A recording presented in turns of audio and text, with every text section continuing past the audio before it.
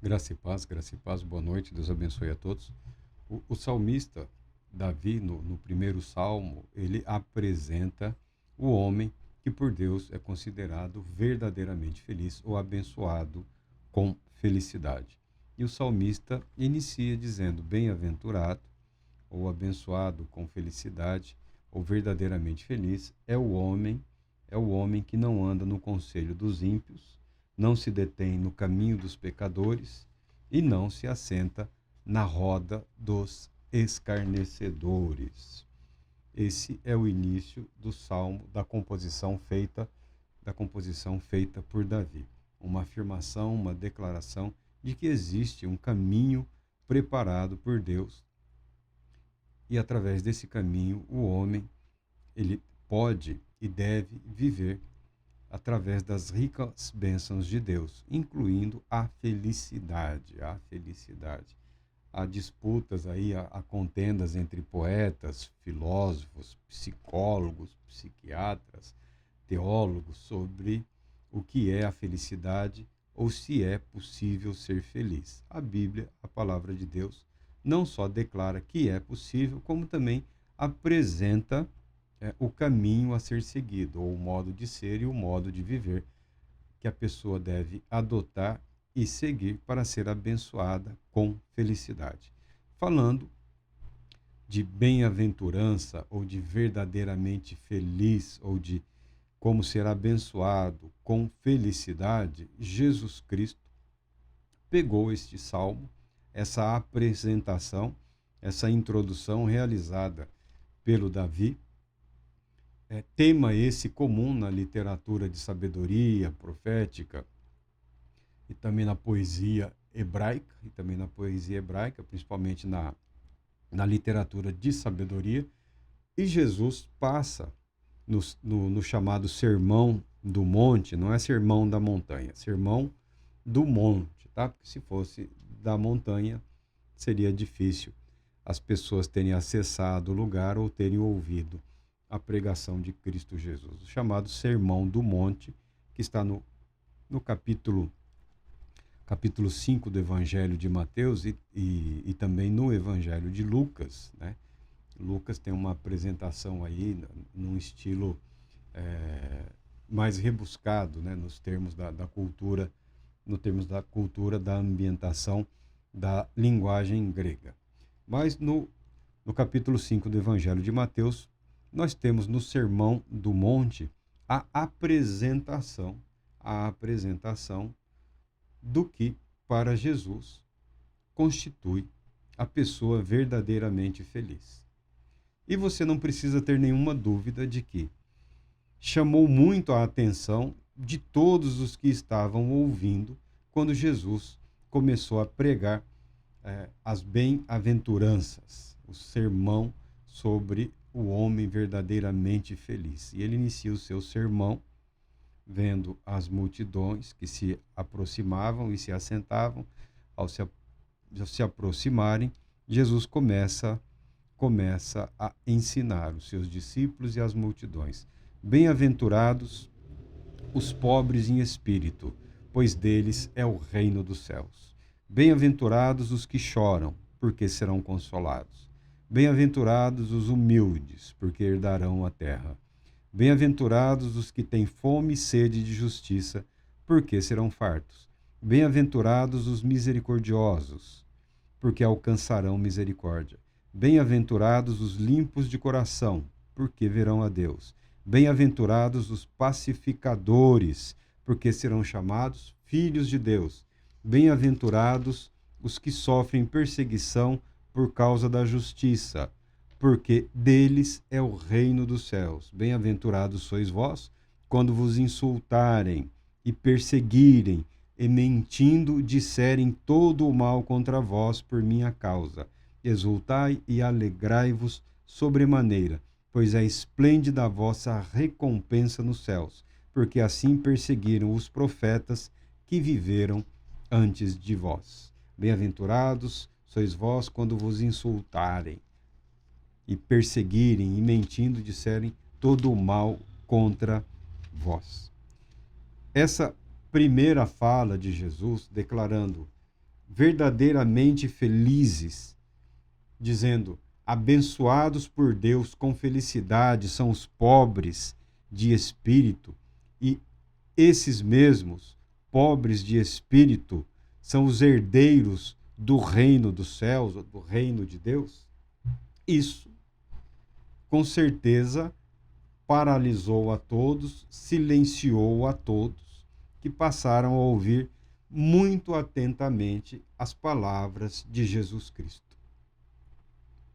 Algumas pessoas reclamam da violência, da truculência, da injustiça, da falta de misericórdia, de compaixão, da falta de amor nos relacionamentos pessoais, sociais, da excessiva ganância, da opressão realizada por governos autoritários, abusivos ou indiferentes, dos sofrimentos das pessoas mais pobres, carentes, dos doentes, dos enfermos, em relação às dificuldades da vida.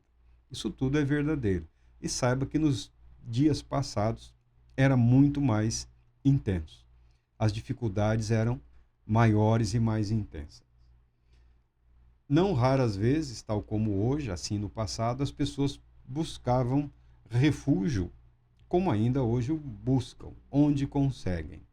E as portas da fé, da religião, também as pessoas costumam buscar ali alguma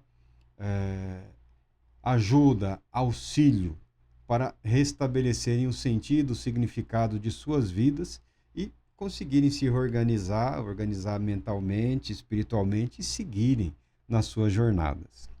Não raras vezes, as instituições religiosas se perdem em relação ao seu propósito, a sua natureza e o seu caráter.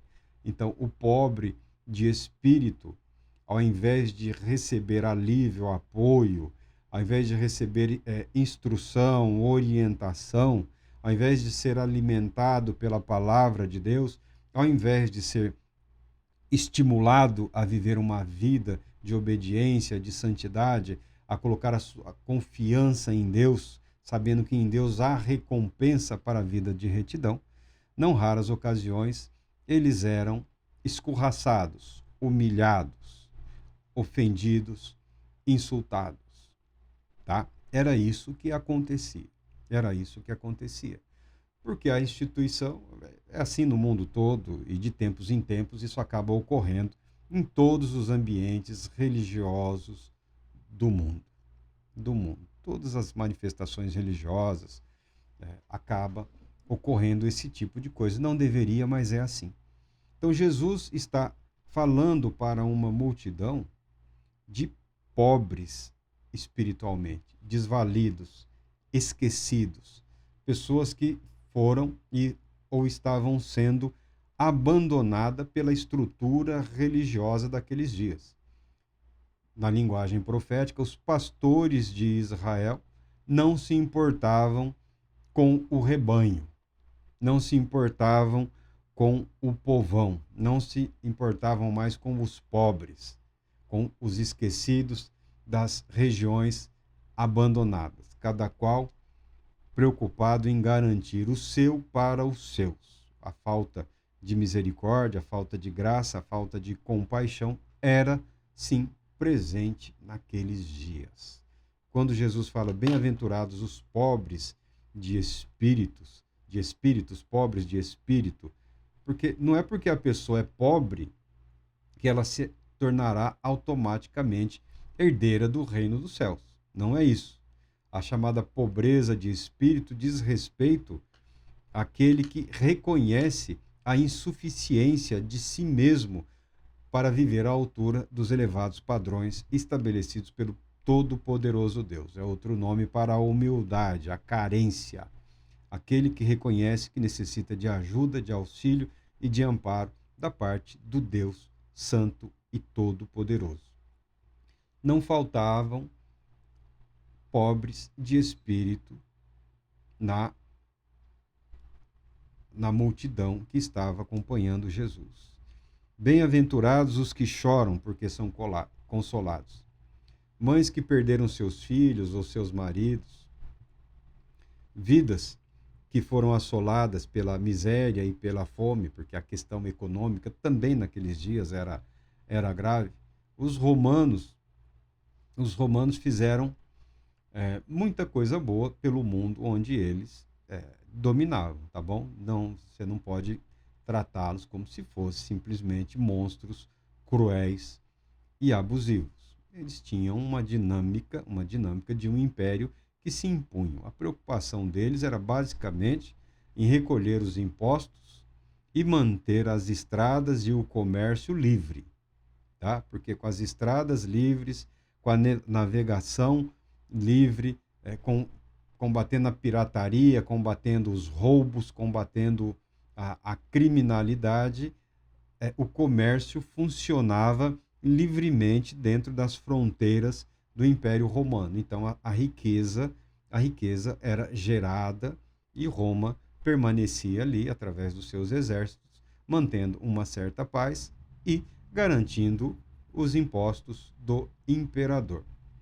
A cidade de Jerusalém ficava numa rota, não chegava a ser a mais importante, mas toda cidade que tem uma história espiritual acaba.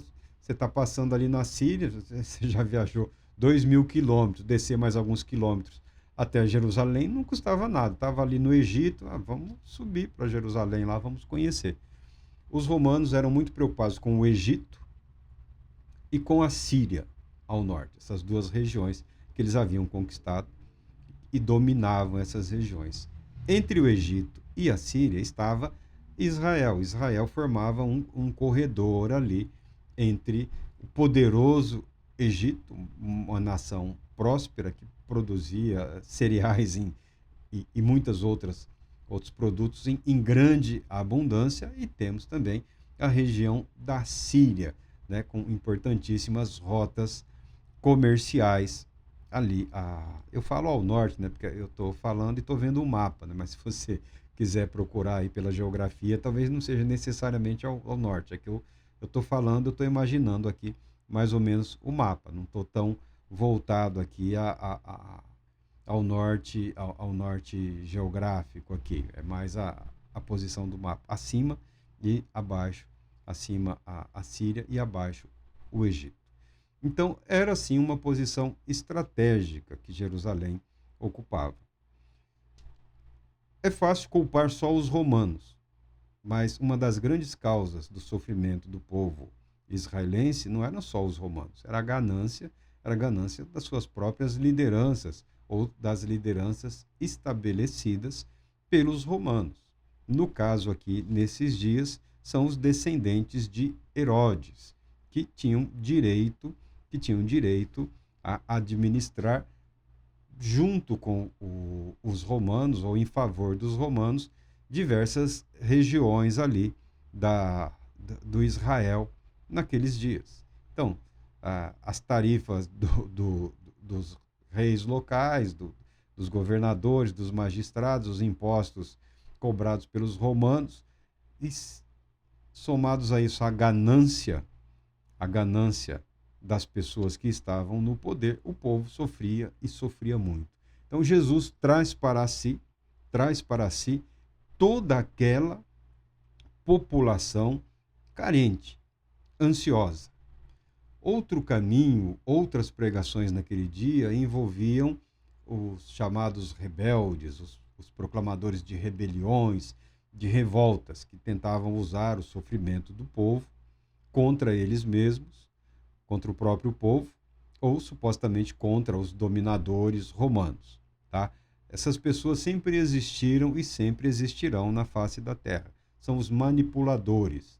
Eles normalmente não ajudam absolutamente ninguém, mas se aproveitam do sofrimento, da dor, da revolta, do desespero, da mágoa, do ressentimento, para manipularem as multidões, querendo eles se apresentarem como líderes e obterem lá as suas próprias vantagens, sejam elas quais forem.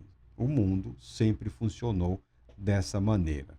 Jesus, diferente dos discursos religiosos daquela época, dos discursos políticos, porque não Não seria muito difícil, se você fosse, por exemplo, um simples pastor, você ser desprezado pelos religiosos profissionais.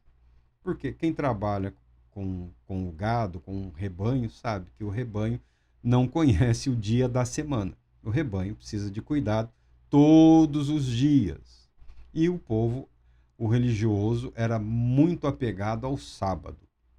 O sábado é o dia de descanso dos judeus. Deus estabeleceu pelo menos um dia de descanso na semana, né? Pelo menos um dia para descansar, para repousar, um dia para agradecer a Deus pelas ricas bênçãos de Deus. Ninguém deve viver como escravo. Até mesmo os escravos deveriam ter o direito a um dia de descanso, a um dia de repouso. Os escravos, os senhores, os trabalhadores e também os animais. Foi estabelecido e foi instituído por Deus. Acontece que as pessoas acabam criando toda uma superestrutura em cima de um mandamento que é relativamente simples e acaba criando dificuldades para outras pessoas. Por exemplo, o médico não tem direito. Ele tem direito a um dia de repouso. Todo profissional tem direito a pelo menos um dia de repouso por semana. Mas ele não pode se dar o direito de reservar um dia para não trabalhar. Porque na emergência, se alguém precisa do médico, ele não tem o direito de se eximir da responsabilidade. Tá? Pelo menos historicamente sempre foi assim. Se hoje existe aí alguma atividade em que o sujeito fala, não vou, hoje é meu dia de folga. É de se estranhar, porque o compromisso é com um ofício e com a necessidade humana. O soldado não tem o direito. Hoje eu não vou vigiar a fronteira. Não existe isso. A fronteira precisa ser vigiada todos os dias. O policial também não tem o direito de escolher o dia que não vai trabalhar, porque todos os dias necessitam do trabalho policial. Todas as atividades de emergência não podem cessar. Inclusive os religiosos trabalham no sábado. Se dedicam ao serviço religioso no dia de descanso, porque o servir a Deus não sobrecarrega ninguém. Tá bom? O serviço a Deus, o serviço religioso, nos termos, nos limites estabelecidos e propostos por Deus, não constitui uma sobrecarga e não constitui uma violação ao repouso e ao descanso. Tá? A folga do padre, a folga do pastor é na segunda-feira, mas é o dia de folga dele para ele tratar ali dos assuntos que a ele convém, mas o seu ofício é exercido ininterruptamente. Se ele tem um dia que ele pode reservar somente para ele, ótimo, deve fazê-lo, deve descansar, deve repousar. Raramente esse dia será o dia do repouso da maioria dos trabalhadores. Mas havia uma discriminação em relação às pessoas pobres, às pessoas humildes. Eram tidos como que desprezados por Deus, porque o religioso, o profissional, ele, via de regra, toma de empréstimo a glória, a honra que é devida a Deus para si e para o seu ofício. Não deveria ser assim, mas é assim que as coisas acontecem. Então Jesus expande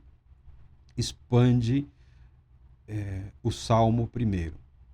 O Salmo 1, ele tem uma apresentação do homem verdadeiramente feliz, como aquele que não segue o caminho do mal, como aquele que não segue o caminho da perversidade. E o salmista até dirá, tudo que ele faz é bem sucedido, tudo que ele põe a mão prospera.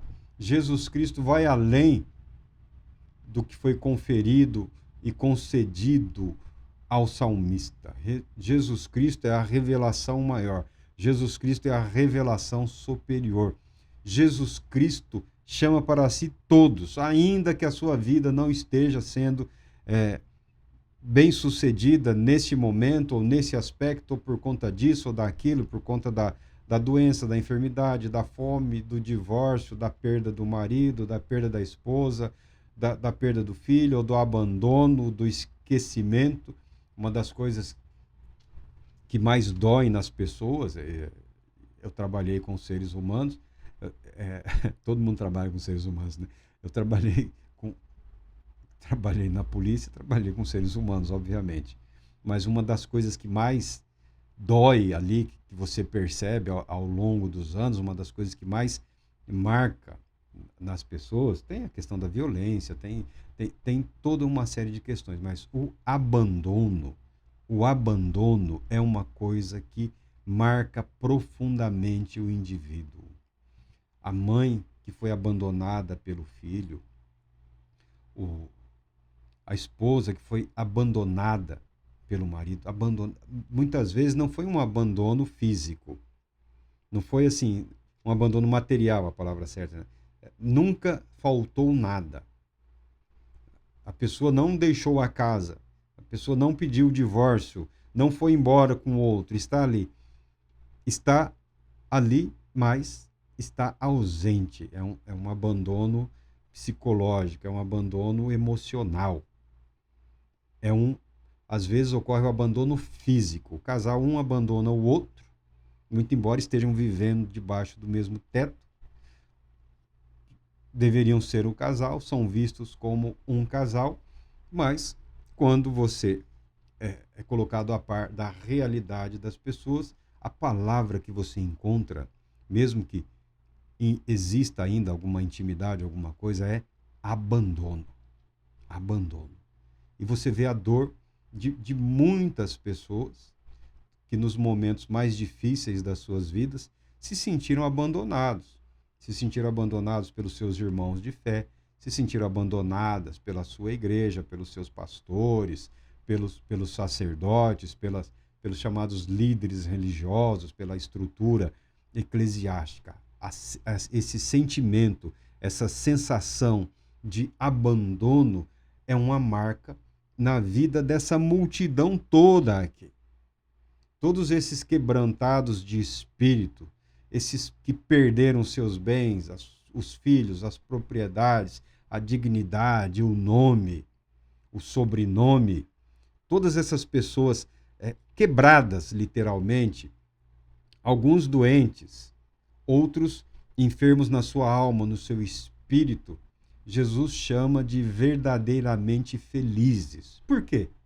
Como é possível que essa multidão de massacrados, de oprimidos, de esquecidos pelos sacerdotes, esquecidos pelos fariseus, esquecidos pelos romanos, pisados ali pelos ricos e poderosos daqueles dias, como essa multidão, que algumas pessoas diriam até que lá vai o lixo seguindo aquele falso mestre, assim que alguns opositores de Cristo se referiam. Lá vai o resto do povo, lá vai o resto da humanidade seguindo o seu falso profeta. Porque Jesus declara que esses homens, mulheres, esses jovens, esses velhos, esses enfermos são verdadeiramente felizes. O motivo é óbvio. Eles estão contemplando a mais poderosa revelação de Deus para com a humanidade. Deus, através de Jesus Cristo, está dizendo para aquelas vidas: eu me importo com você. Você, mulher que perdeu seu marido, você, mãe que foi abandonada pelos seus filhos, você, pai que teve roubada a sua dignidade, o seu trabalho, os seus bens, você, mulher que foi abusada, violentada, você paralítico, você cego, você doente, eu, Senhor teu Deus, me importo com você. É para isto que Jesus se revelou à humanidade e foram ricamente abençoados. Nós vivemos pela fé, nós acreditamos que é verdade. Nós não vimos, nós não ouvimos, nós ficamos sabendo através do registro que foi preservado através dos séculos. E isso já é suficiente para mover as nossas vidas em direção da verdade revelada pelo Todo-Poderoso Deus. Imagina as vidas, como foram tocadas, como foram balançadas, como foram renovadas, como foram restauradas. A vida desses homens e mulheres que ouviram, mais do que um profeta, ouviram Deus falando através do seu Filho unigênito, Jesus o Cristo. Por isso, Jesus pode contrariar toda a lógica da sociedade judaica daqueles dias. Jesus pode contrariar toda a lógica da estrutura política e econômica do poderosíssimo Império Romano daqueles dias. Porque Jesus, expressando a verdade da palavra de Deus, é Deus se expressando através de Jesus o Cristo e a palavra de Deus impactando aquelas vidas, impactando, dando sentido, dando significado, dando propósito. Ah, mas nem todos acreditaram, nem todos aceitaram. Imagina a condenação dessas pessoas que rejeitaram tamanha graça, tamanho ato de bondade, tamanha expressão de misericórdia, de poder e de proposta de reconciliação. Imagina no dia do juízo as pessoas que ouviram o Filho de Deus falando, declarando: sim, Deus se importa. Verdadeiramente felizes são vocês que estão vendo e ouvindo as palavras de Deus através do Filho de Deus. O que dirão no dia do juízo aqueles homens, mulheres, os religiosos, os políticos, os que tiveram acesso à informação e desdenharam, zombaram, que decidiram: não, vamos matar, vamos crucificar, vamos pôr fim a esse movimento aí que tá dando trabalho, o cofre aí está tendo uma inquietação financeira, o pessoal está indo muito atrás desse jovem mestre aí, e porque infelizmente é assim que as estruturas religiosas avaliam, né, o sucesso ou o fracasso dos seus empreendimentos.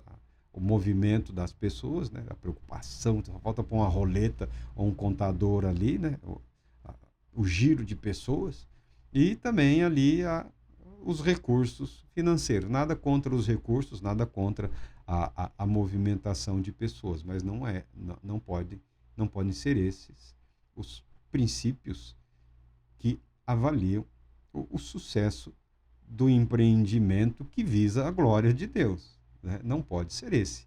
Deveria ser a palavra de Deus e vidas resgatadas, vidas restauradas, vidas transformadas. Então, essa é a perspectiva de Jesus Cristo sobre aquele que pode ser verdadeiro. Quem pode ser verdadeiramente feliz? Você lendo esse texto aqui, você fala: meu Deus, é só sofrimento, é só dor. São as situações mais terríveis e angustiantes que as pessoas enfrentam neste mundo e nesta vida. Ainda assim, Jesus declara e afirma: se esse mal tocou a sua vida, glorifique a Deus. Você é verdadeiramente feliz, porque você conhece o resultado, você conhece o propósito, você conhece o plano de Deus. Não é uma questão de acomodação ou de aceitação. Ah, sou pobre, vou permanecer pobre. Não é essa a questão. Não é proclamar o derrotismo. Não é se entregar ao sofrimento, à dor, à perseguição, à violência. Não é absolutamente isso que Jesus está falando. Jesus está afirmando que apesar de tudo que possa acontecer, aquele que ouve as palavras de Cristo Jesus são verdadeiramente felizes, são aqueles que são abençoados com felicidade, porque são aquelas vidas que criam espaço e oportunidade para o agir e o mover do Espírito de Deus, levando e trazendo renovação, regeneração, cura, salvação. São vários nomes para a mesma coisa: novidade de vida. novidade de vida. É isso que Jesus afirma. É essa a perspectiva apresentada para nós, aqueles que cremos, no que diz respeito à questão da felicidade. Se é ou não é possível ser verdadeiramente feliz ou abençoado por Deus com felicidade. Jesus afirma que sim. E lendo esse texto aqui, você descobrirá que não existe situação ou circunstância ou momento nesta vida que possa impedir Deus de abençoar você. Tanto que a Bíblia declara que Deus ungiu Jesus Cristo com o espírito de alegria, com verdadeira e plena felicidade, como a nenhum outro homem, nenhum outro profeta, nenhum outro ser foi tão rica e poderosamente abençoado e ungido por Deus, através da atuação do Espírito Santo, com felicidade e alegria, como foi Jesus Cristo. Ele é o servo sofredor. Sim, Jesus Cristo é o servo sofredor em prol da nossa alegria, da nossa riqueza, da nossa felicidade, da nossa fé, da nossa salvação. Deus Todo-Poderoso te abençoe, te proteja e te conceda paz, muita paz.